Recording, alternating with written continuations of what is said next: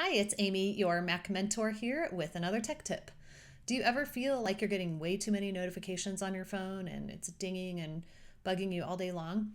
Well, today I'm going to show you how to manage your notifications.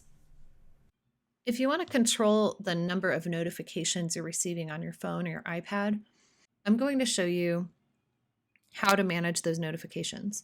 So if I look at my notifications screen, I can see there's just a ton of stuff in here.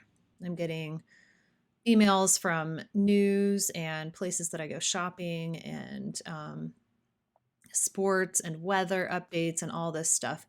So you may not want to be interrupted every single time one of these services has an update. So here's what we're going to do to manage that.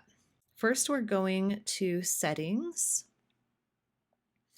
and then we're going down to notifications.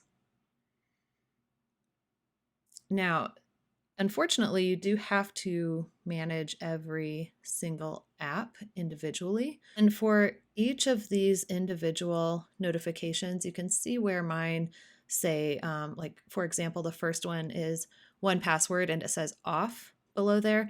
So we don't get any notifications for 1Password already.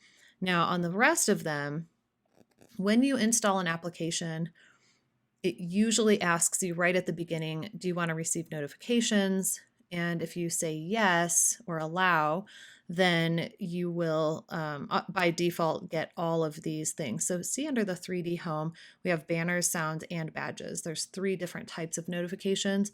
All of those are enabled because I allowed those when I installed the app.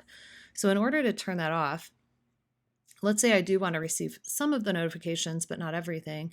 So we can allow notifications up top, and then there's 3 different styles of alerts you can see here. So we have, do you want to see them on the lock screen, in the notification center, or banners? And I tend to like just a banner.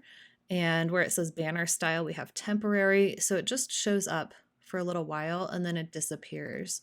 So you don't have it sticking there indefinitely. Now, if it's not super important, you can also just turn off the sound and it will still pop up, but not notify you with the sound. Now, of course, if you really just don't need anything, you can just quickly switch off allow notifications and we won't get anything for that particular app. So you can just go through and change each one to your preference.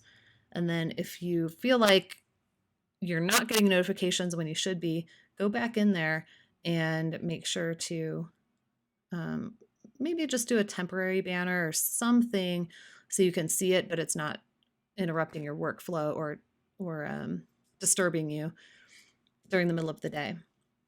So there you have it. I hope that was helpful today. Remember to go to mymacmentor.com if you'd like to see about our other services or book an appointment with one of us. See you next time.